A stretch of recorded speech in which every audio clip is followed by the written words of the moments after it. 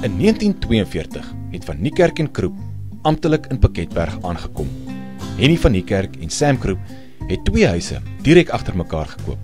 Na skool het Sam en Henny se kinders in die tuin tussen die 2 huise saamgespeel onder die toesig van hulle moeders, Rachel en Johanna.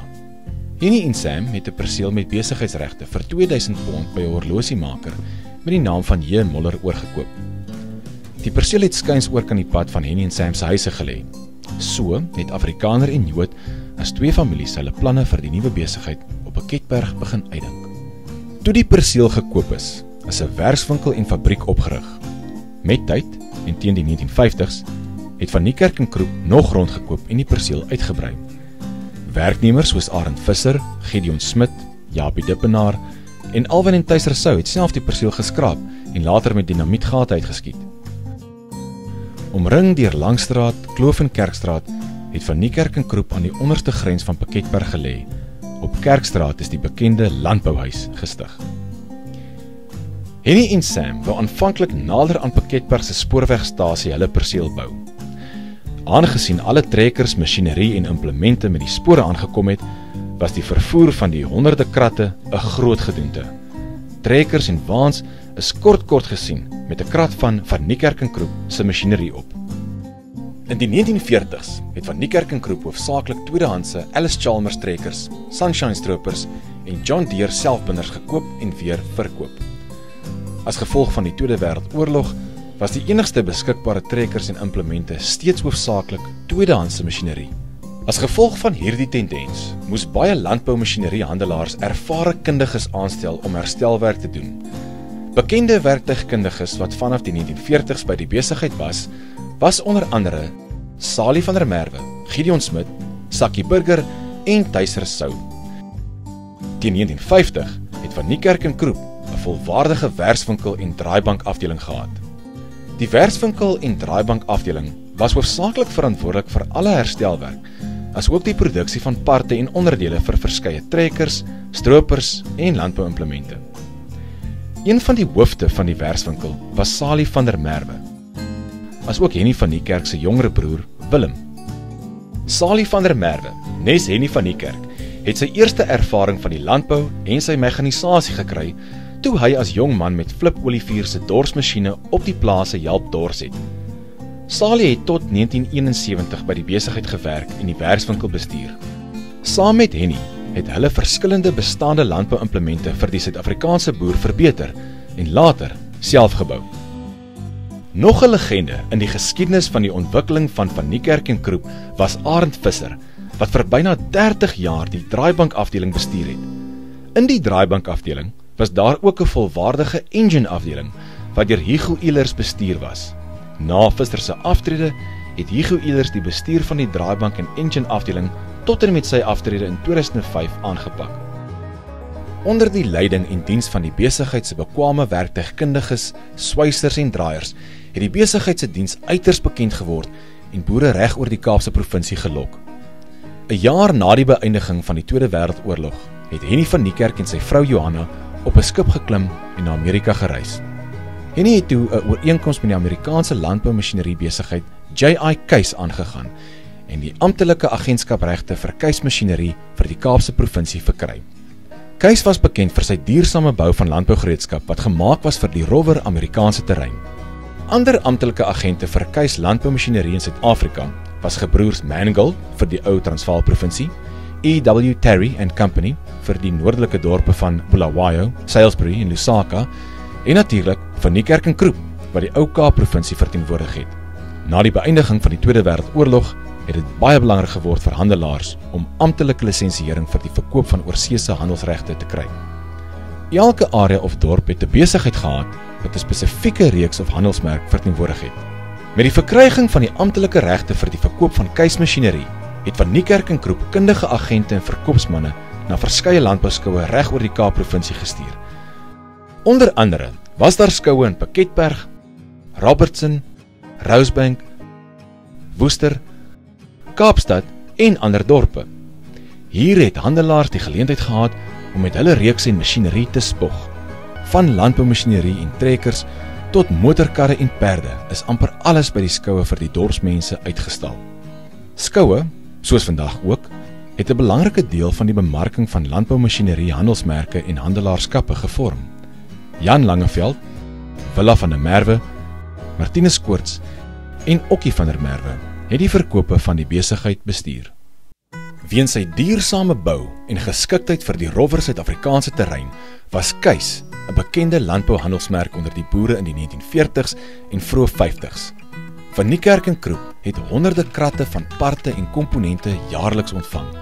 Die kratte het gewoonlik per skip by die Kaapse hawe aangekom en was dan per spoorwegnetwerk na Piketberg gestuur. In 1946 het Van Niekerk en Kroep 'n perseel in Paarden-eiland gekoop met die idee om 'n hoofkwartier vir hulle keisprodukte te skep. Dit sou die vervoer, aanleg en verspreiding van keismasjinerie meer prakties maak, as ook die besigheid nader aan die Kaapse mark bring. Teen 1949 is Henny van Niekerk en Sam Kroep se jongere broers, Willem en Chris van Niekerk en Alex en Joe Kroep as direkteure by die besigheid aangestel. Die Kroeps sou hoofsaaklik die Kaapse belange bestuur het, terwyl die van Niekerks Piketberg se belange sou dryf. Behalwe die Paarden-eiland perseel, het Van Niekerk en Kroep ook in die 1960s 2 ander perseele in Parow gekoop. Die Kaapse operasies het die produksie van Niekerk en Kroep grootliks gediversifiseer. Onder andere het die besigheid plastiek besproeiingspype vervaardig, as ook rubber skoensole vir AP Libbe en Seun se velskoene. Dit is interessant om te noem dat die Paarden-eiland tak toe later op 'n groot skaal aluminiumlere en vrugtepluksakke geproduseer het. Die lere was 'n groot sukses, weens hulle ligte maar duursame bou. Sam Kroep se broer, Joe Kroep, het in die laat 1960s die fabriek oorgekoop en J. Kroep & Company gestig. Behalwe die uitbreiding in Kaapstad, het Van Niekerk en Kroep ook in die vroeë 1950s perseele in Calvinia, Klein Willem en Mamasbury gekoop en takke geopen. Hierdie dorpe was al reeds bekende markte vir die besigheid, weens die Van Niekerk en Kroep agente en die verskeie skoue reg oor die Kaapse provinsie. Die Klein Willem tak is deur Isak Kugelenberg bestuur, die Mamasbury tak deur Henny Smit en die Calvinia tak deur GP of Okkie van der Merwe. Van Niekerk en Kroep was veral in die Calvinia area bekend. Weens die droë grond en klimaat in Calvinia het boere hoofsaaklik gebruik gemaak van saaidamme en walle wat water vanaf die Sakrivier opgevang het. Die saaidamme en walle is deur damskroppe en ander tipe skrapers gemaak. Hierdie implemente was gewoonlik ingevoer om die saaiwalle en damme te skep, maar weens die harde grond van Calvinia was die leeftyd van hierdie skrapers selde langer as 'n seisoen. Henny van Niekerk het dus in die laat 1940s aan 'n pakket damskrop begin werk. Hierdie implement was spesiaal vir die Suid-Afrikaanse boer en sy omgewing geproduseer. Henny het ook die damskrop op so 'n manier ontwerp dat boere 2 aan mekaar kon heg en die taak vinniger kon afhandel. Die pakket damskrop het dadelik sukses behaal en die handelsmerk Pakket onder die Kaapse boere bekend gemaak. Met verhoogde damskropverkope het boere sommer ook keismasjinerie en implemente by Van Niekerk en Kroep gekoop. Na die beëindiging van die Tweede Wêreldoorlog het meeste van die westerse lande 'n uiterse vrye markhandelsstelsel aangeneem. Lande het dus meer openlik met mekaar handel gedryf en lisensies aangegaan. Alhoewel meeste westerse lande by hierdie baat gevind het Amerika se ekonomie veral vinnig vooruitgegaan. Gevolglik het die Amerikaanse dollar aansienlik sterker as ander geldeenhede geword. Gekoppel met die groter keismasjinerie, was keis amper dubbel die prys gewees as ander handelsmerke. Keis was ook een van die min landboumasjinerie besighede wat nie fabrieke of produksielyne in Europese lande gevestig het nie en kon dus nie by goedkoper uitvoere baat nie. Van Niekerk en Kroep het gesien dat die invoere en verkope van keismasjinerie aansienlik verminder het. Met 'n swaar hart is daar besluit om die takstelsels te beëindig en teen 1960 is die Calvinia, Klein Willem en Mamasbury takke se deure gesluit. Alhoewel daar nog steeds agente van die besigheid in hierdie areas gebly het Van Niekerk en Kroep besluit om hoofsaaklik op Piketberg te fokus. Behalwe die besigheidsaspekte was hierdie besluit ook geneem kort na die tragiese en onverwagse dood van Sam Kroep in Desember 1957. Hierdie was 'n baie donker tydperk vir die besigheid en die families. Sam se vrou Rachel het besluit om Kaapstad toe te trek om haar kinders nader aan 'n gevestigde Joodse gemeenskap groot te maak. Alhoewel Sam en Rachel Kroep se 4 kinders, Gillian, Dennis, Lionel en Bernard, hulle pa se aandele geërf het hulle hulle eie paaie in Kaapstad gevolg. Die besigheid het in die hande van die Van Niekerk broers beland. Henny van Niekerk het grootliks die innovasie en produksie van Niekerk en Kroep se landboumasjinerie gedryf. Sy jonger broer Willem het op die bestuur van die werkswinkel gefokus en die jongste broer, Chris, was verantwoordelik vir die administrasie en logistiek van die besigheid en veral Zebra Motors. In die volgende video praat ons oor die legendariese engine en motorafdelings van Niekerk en Kroep, as ook die stigting van die besigheid se filiaal, Zebra Motors. Well, when she wrapped her loving arms around my neck on the dance floor at Chelsea's bar, I should have turned her away, but I was out of sea. I was fire and she was gasoline.